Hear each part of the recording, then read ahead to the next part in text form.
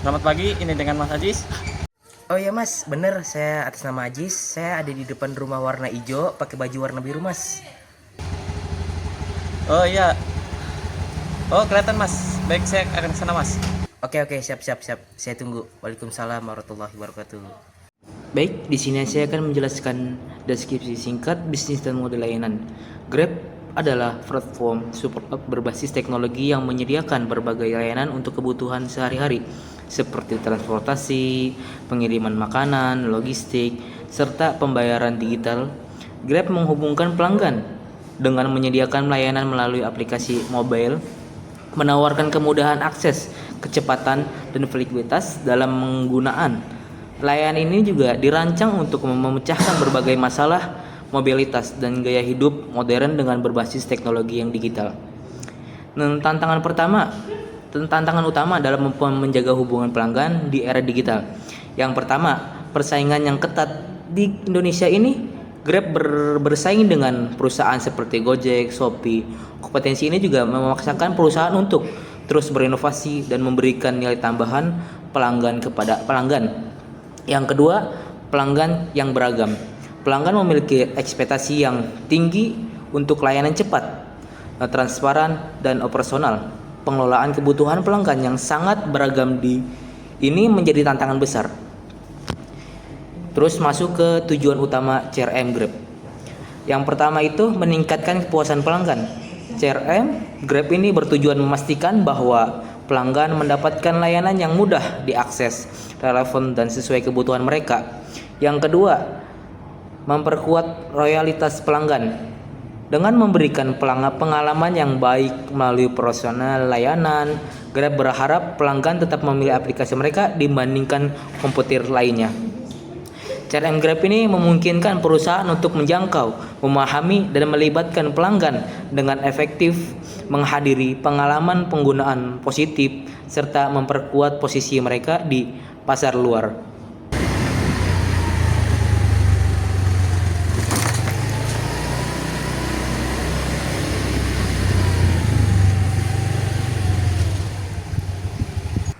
Selamat pagi, apa ini dengan Mas Ajis? Iya bener, ini dengan Mas Umam ya? Betul Mas. Oke mas. Baik, menurut alamat mau ke Jambon ya Mas? Iya mas, ntar saya tunjukkan jalannya. Oh, baik Mas. Awas. Siap, siap.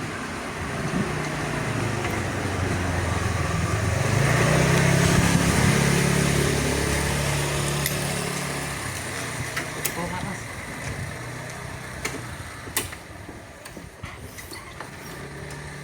Bentar Mas.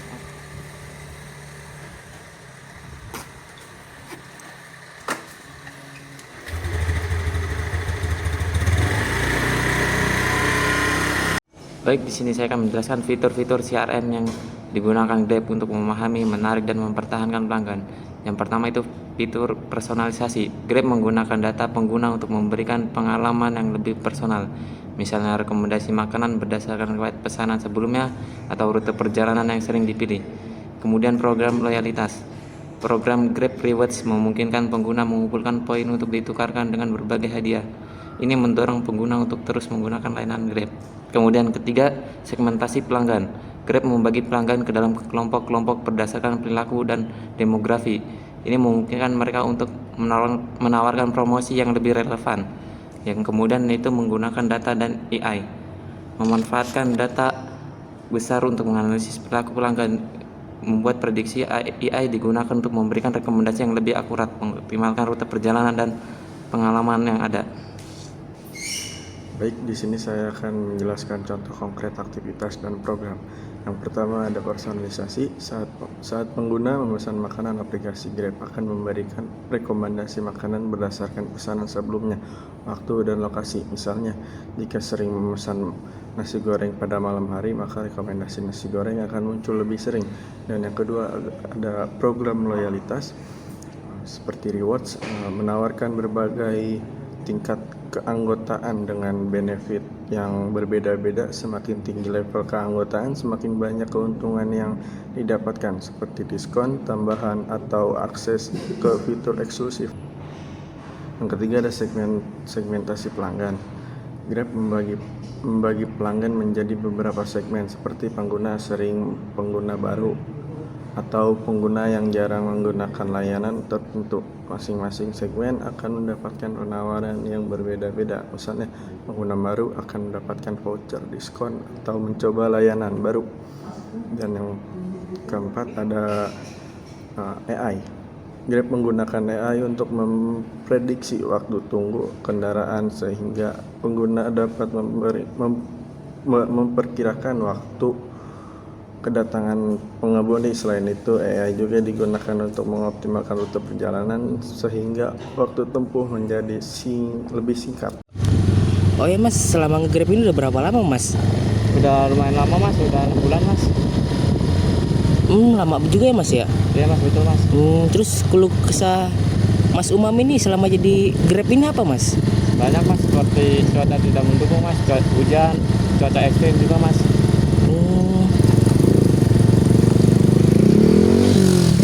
Woi binatang. Nah itu mas salah satu contohnya mas. Banyak pengendara ugal-ugalan mas yang tidak menaati peraturan, membahayakan masyarakat. Mas benar. Aduh, kadang-kadang tuh pengendara tidak memikirkan pengendara lainnya mas ya, bikin celaka orang lainnya mas ya. Betul mas. Baik, di sini saya ingin menjelaskan mengenai beberapa keunggulan yang dimiliki oleh Share pada perusahaan Grab. Yang pertama yaitu adalah personalisasi layanan. Share memungkinkan Grab untuk mengumpulkan dan menganalisis data pelanggan seperti riwayat perjalanan, preferensi, dan kebiasaan penggunaan aplikasi.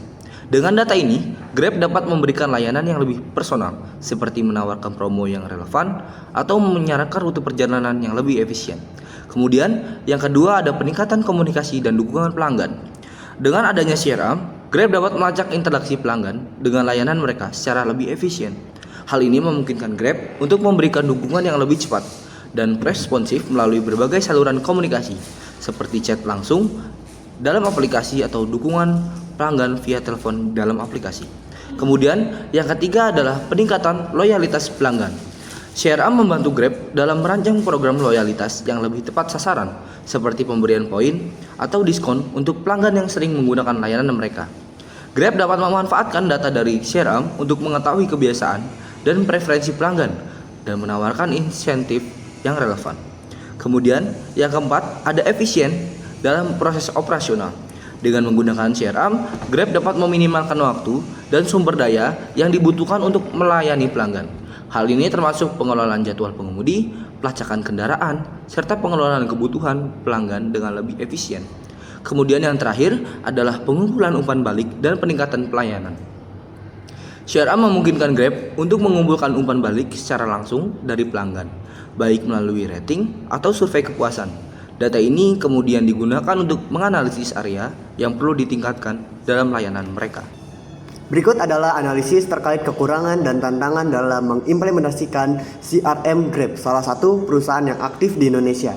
Untuk kekurangan dan tantangan dalam mengimplementasikan CRM Grab ini, satu, yaitu ada keterbatasan personalisasi. Untuk kekurangannya ini, itu ada algoritma personalisasi yang digunakan untuk memberikan penawaran, promosi, dan rekomendasi terkadang dianggap kurang relevan oleh pelanggan tertentu. Untuk yang kedua, ada data yang digunakan untuk mempersonalisasi pengalaman mungkin masih terfokus pada pola konsumsi umum, bukan pada kebutuhan individual pelanggan. Untuk tantangannya ini di keterbatasan personalisasi, yang pertama ada mengelola data pelanggan dalam jumlah yang sangat besar untuk memastikan bahwa setiap interaksi tetap relevan dan personal. Untuk yang kedua, menghindari kejenuhan pelanggan akibat penawaran yang berulang atau tidak sesuai dengan preferensi. Untuk yang kedua, ada masalah keamanan data. Untuk kekurangannya ini, Grab mengelola banyak data sensitif termasuk lokasi, metode pembayaran, dan data pribadi pelanggan. Resiko ini pelanggan data menjadi perhatian yang paling utama. Untuk yang kedua, pelanggan semakin sadar akan pentingnya privasi sehingga transparansi pengelolaan data menjadi hal yang krusial. Untuk tantangannya ini ada mematuhi peraturan privasi data seperti UU PDP di Indonesia. Selanjutnya ada membangun dan mempertahankan kepercayaan pelanggan melalui komitmen terhadap perlindungan data. Untuk keamanan dan keterbatasan ini mungkin dari situ saja yang saya bisa memberitahu. Sekian dari saya. Action. Oh iya mas, tadi kan jalan Jabonnya mas. Jalan Jabonnya itu Yang mana mas? Yang mana? Itu mas, berhenti di PT depan aja mas, di situ mas. Oh PT itu mas? Iya. Oh, baik mas.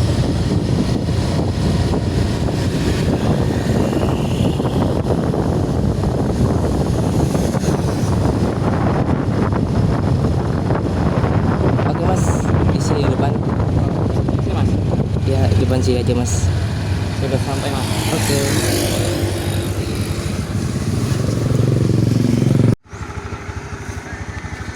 Oh ya mas, untuk pembayarannya via OVO ya mas ya? Oh baik mas. Udah saya transfer. Terima kasih mas. Sama-sama mas. Terima kasih kembali mas. Hati-hati mas.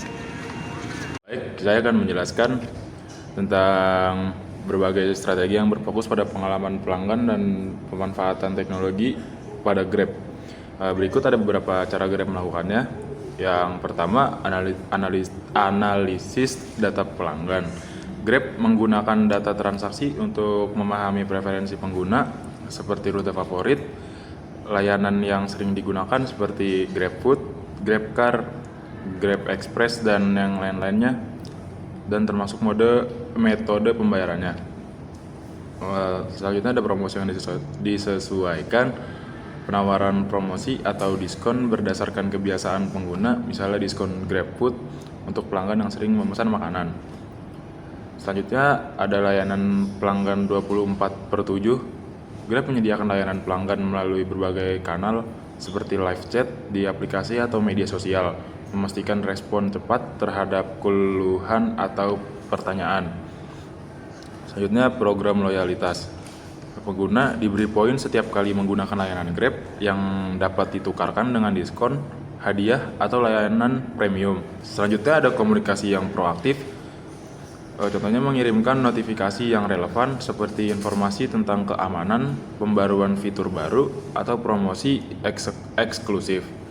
Memberikan solusi cepat jika terjadi masalah, misalnya keterlambatan pengemudi atau kesalahan pesanan. Yang terakhir ada kemitraan strategis.